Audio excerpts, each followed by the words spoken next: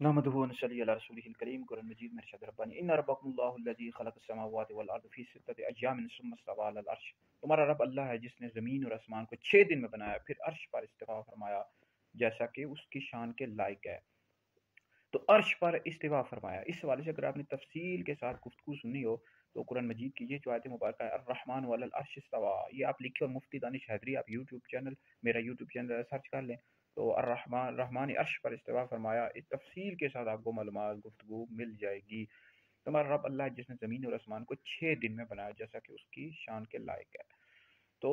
اللہ رب العزت چاہتا تو اس سے کم عرصے میں بھی، ایک لمحے میں بھی زمین اور آسمان کو بنا سکتا تھا، لیکن اس میں کئی حکمتیں دی کہ انسانوں کو بتایا جائے کہ جو بھی کام کریں وہ جلد بازی میں نہ کریں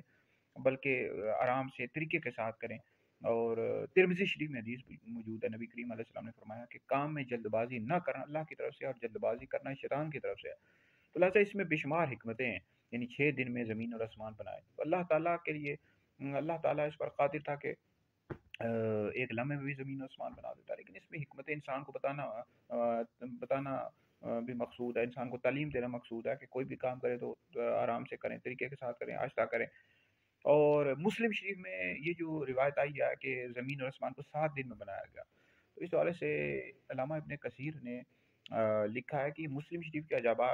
عجائب میں سے ہے، اور ہو سکتا ہے اسرائیلی روایت ہو، اور امام بخاری رحمۃ اللہ علیہ نے اس روایت کو معلول قرار دیا، لہذا جو قرآن مجید میں آیا کہ اللہ رب العزت نے زمین اور آسمان کو 6 دن میں بنایا، تو یہی جو ہے نا اصل ہے، اور قرآن مجید ہی کی جو یہ بات ہے کہ اللہ رب العزت نے زمین اور آسمان کو 6 دن میں بنایا، اسی کو لیا جائے گا۔ تو ہو سکتا ہے کہ وہ جو مسلم شریف کی روایت ہو وہ اسرائیلی ہو، یا پھر یہ ہے کہ اسرائیلی روایات بھی بعض اوقات ہو جاتی ہیں، اور امام بخاری رحمۃ اللہ علیہ نے اس کو معلول قرار دیا، لہٰذا یہ ہے کہ اللہ رب العزت نے زمین اور آسمان کو 6 دن میں بنایا، قرآن مجید میں آ کیا تو اسی کو لیا جائے گا۔ بہرحال ویڈیو سنیں، دیگر لوگوں تک پہنچائیں، آپ لوگوں کے لیے بہت بڑا صدقہ جاریہ ہے۔